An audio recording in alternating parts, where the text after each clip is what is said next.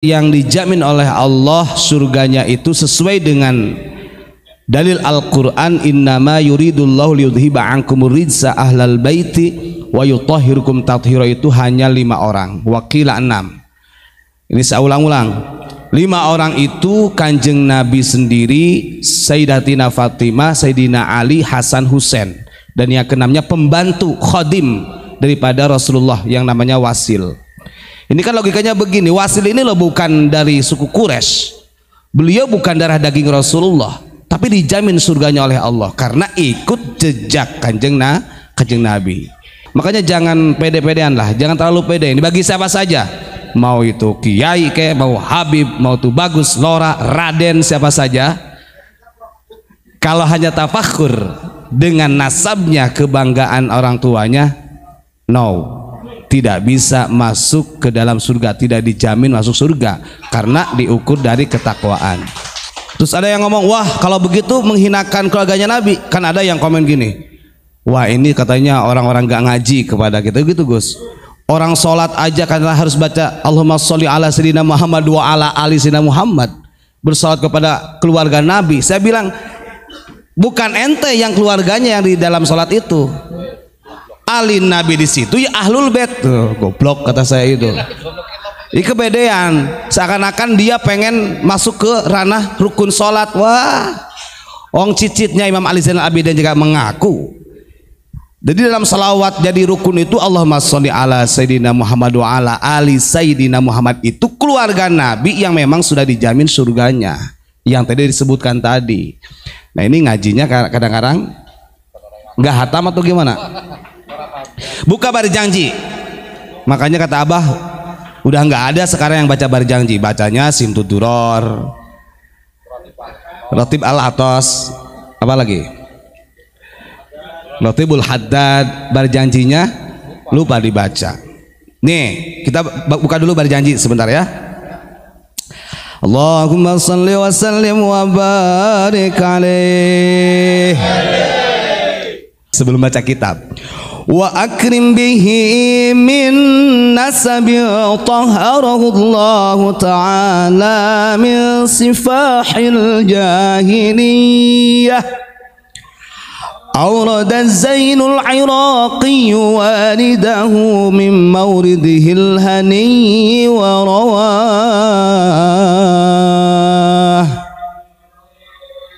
Coba dihayati. Kalau kita dikatakan benci kepada duriyah Nabi, duriyah yang mana gitu kan? Orang Imam Ja'far Al-Barjanji aja mengatakan demikian, wa akrim bihi min nasabin tahharahullahu ta'ala min sifahil jahiliyah.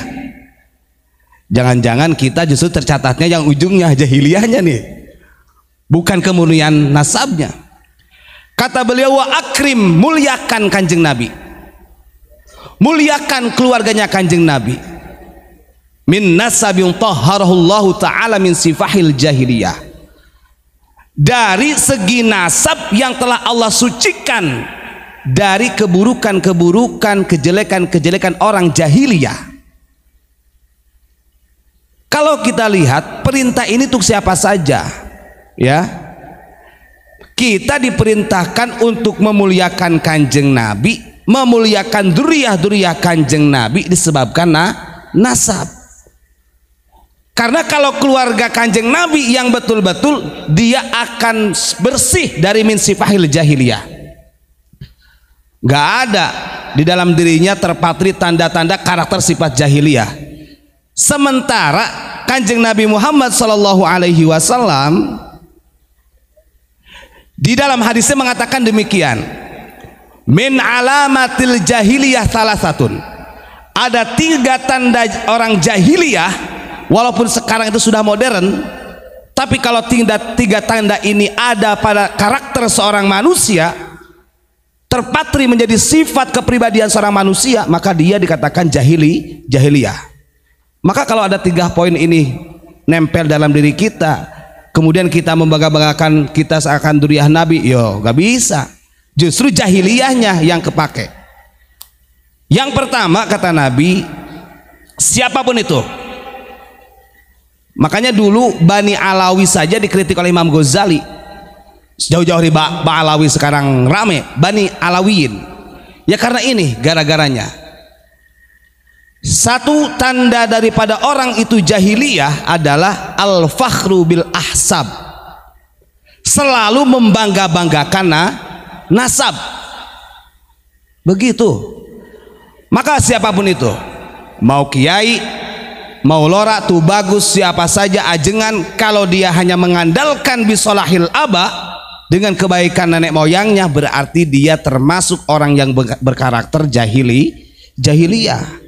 Maka gak masuk wa akrim bihi di sini dalam berjanji. Ngapain harus kita muliakan? Apalagi ada orang yang istilahnya sampai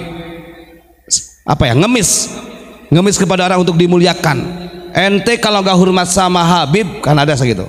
Ente kalau gak hormat sama Habib, haram ente masuk surga. Dalil dari mana itu? Yang kedua, wa ta'nu bil ansab.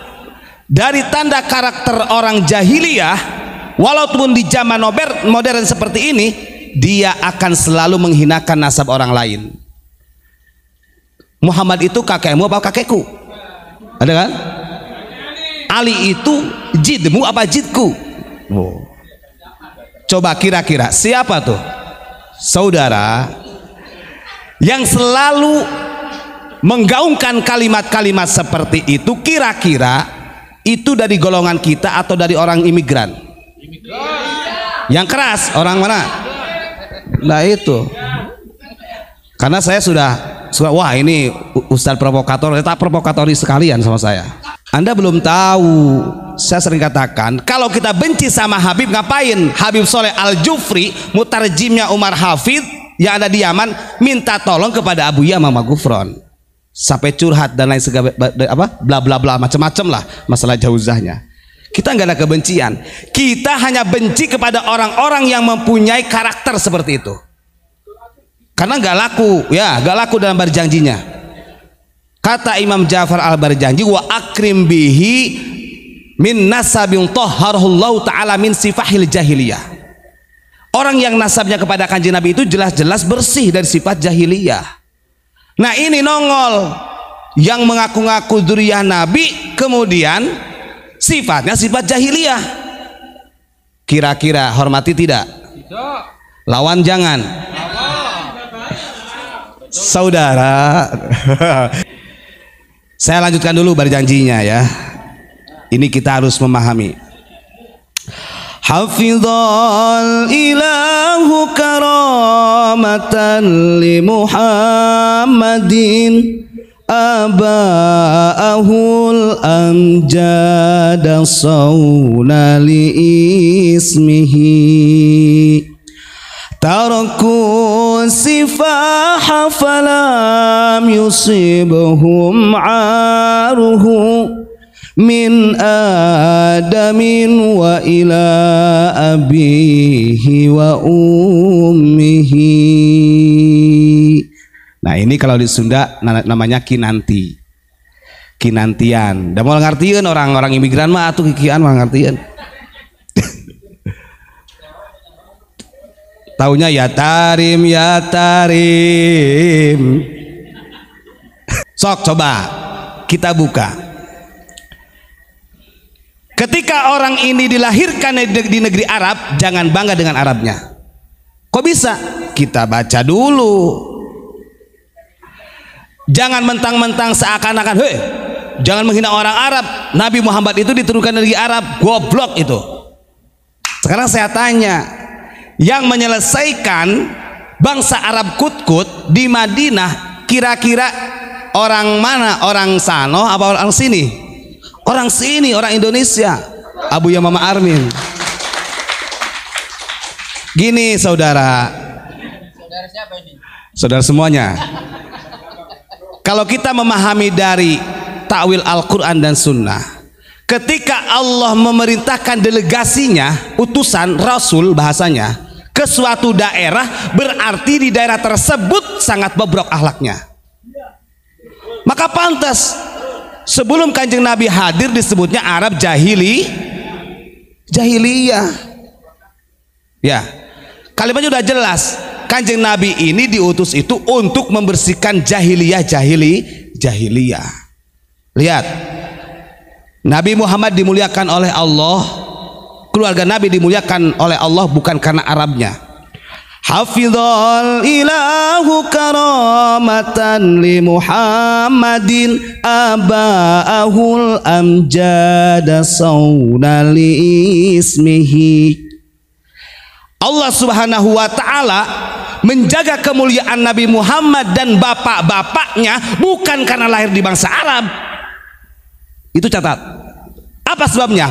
Taraku sifaha falam yusibahum aruhu min adamin wa ila abihi wa umihi. Tapi karena keluarga Nabi Muhammad, ibu bapaknya orang terhormat, tidak pernah melakukan sifah. Sifah itu loh, dari mulai lacur, maling, bohong dan lain sebagainya, itu sifah.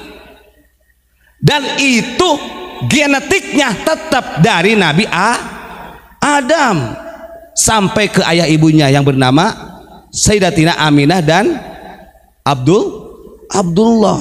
Itu yang menjadi kemuliaan dan dimuliakan oleh Allah Subhanahu wa ta'ala. Betul tidak?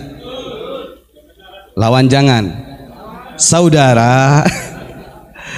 Begitu loh. Ini saya baca berjanji. Ini kadang orang-orang itu, ya Allah, betul, Nabi pernah menyampaikan begitu. Cintailah Arab itu karena tiga hal. Satu, Al-Quran dengan bahasa Arab, betul.